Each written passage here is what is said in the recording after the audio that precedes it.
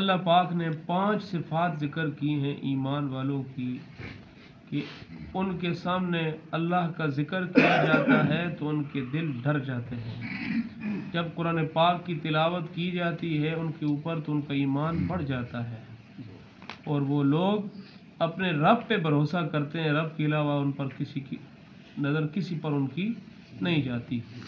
Number 4, वो नमाज को कायम करते हैं। नमाज पढ़ते नहीं बल्कि नमाज को कायम करते हैं। नंबर 5, अल्लाह ने जो दिया है उसमें से खर्च करते हैं।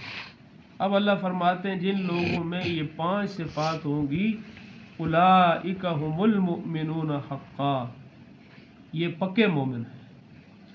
5 सिफात आले ईमान की जब अल्लाह का जिक्र किया जाए तो उनका दिल डर जाए अल्लाह की हैबत और किबरियाई और अजमत की वजह से, और जब कुरान पाक की तिलावत की जाए तो उनका ईमान बढ़ जाए और अपने रब पे भरोसा करें। जो काम करें या अल्लाह तेरे ऊपर नज़र है, तू चाहे तो नामुमकिन को मुमकिन बना सकते हैं। और फिर अल्लाह का जो सबसे बड़ा हुक्म है नमाज को कायम करना और फिर अल्लाह का दिया हुआ अल्लाह के रास्ते में खर्च करना है। ये 5 सिफात जिन लोगों में पाई गई अल्लाह फरमाते हैं उलाइका हुमुल मुमिनून हक्का। सिर्फ ये नहीं कहा कि वो ये लोग कौन हैं, ईमान वाले। फरमा पक्के हक्कन, पक्के ईमान वाले हैं। और सिर्फ ईमान पे इक्तिफा नहीं, फरमाया लहुम दरजातुन इंद रब्बिहिम, इन लोगों के लिए उनके रब के पास बड़े दर्जे हैं।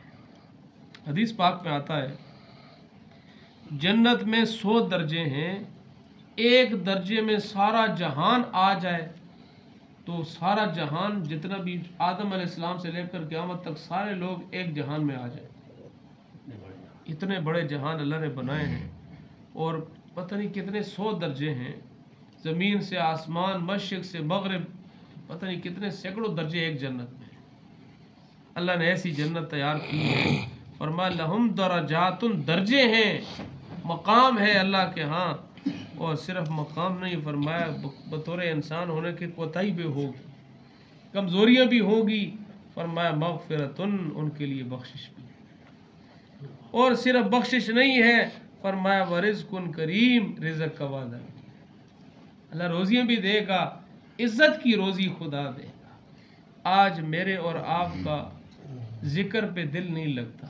हम कुरान पढ़ते हैं, हमारा ईमान नहीं बढ़ता, आंखों से आंसू नहीं आते। क्यों नहीं आते हैं? उसकी वजह यह है कि हमारे दिलों में गुनाहों की नहूसत छाई हुई है। कुरान पे असर है। जैसे बगैर हल चलाए जड़ी बूटियां उगी हुई हैं, आला से आला किस्म का आप बीज डालो और आला किस्म का स्प्रे करो तो वह असर नहीं करेगा। जड़ी बूटियां क्या आ जाएंगी, गालिब आ जाएंगी, उन पर ताकत होगी, कुव्वत होगी। हालांकि बीज तो आपने अच्छा डाला है, बीज का कसूर नहीं है। कसूर ये है कि जब पहले तुम जड़ी बूटियों को निकालोगे तो फिर देखोगे कैसे फसल लगती है और कैसे फल ज़्यादा होता है।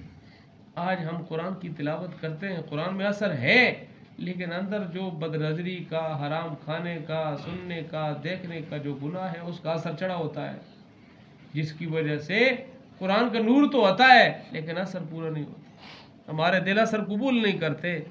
तो हमारे अंदर भी ऐसा असर आ जाए तो उसके लिए मेरे अजीज़ों सबसे पहली चीज़ है, अल्लाह ने कहा मग़फ़िरतुन, अल्लाह मग़फ़िरत करेगा, लेकिन शर्त यह है अल्लाह की तरफ इनाबत करें, अल्लाह से तौबा करें।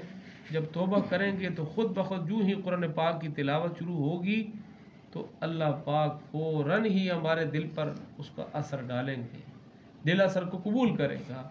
अल्लाह पाक हम सबको इन सारी बातों पर अमल करने की तौफ़ीक़ अता फरमाए।